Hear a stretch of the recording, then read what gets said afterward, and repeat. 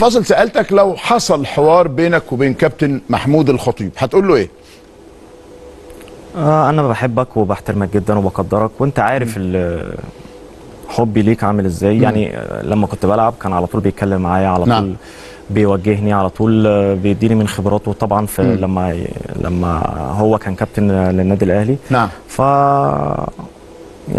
يعني مش هقول بتأسف بس بقول يعني الناس كلها بتغلط، الناس كلها بتغلط، والناس كلها ممكن ما يبقاش قصدها. نعم. يعني ممكن الناس ما يبقاش قصدها اللي هي تعمل الموضوع يمشي بالصوره اللي الناس شافتها دي.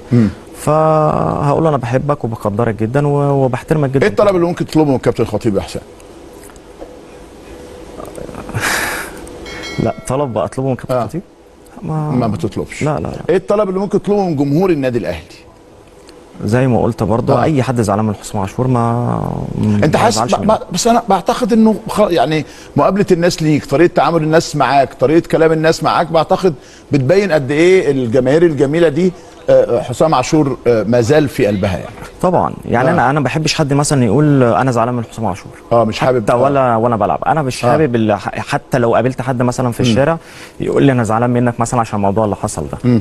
فانا جمهور النادي الاهلي طبعا رقم واحد في الوطن العربي، وبالنسبه لي انا رقم واحد في العالم. انا بحبه جدا وبحترمه جدا، وياما وقف ورايا وسقف لي وشجعني لما كنت بلعب. فانا جمهور الاهلي ده عندي جمهور عظيم طبعا. نعم.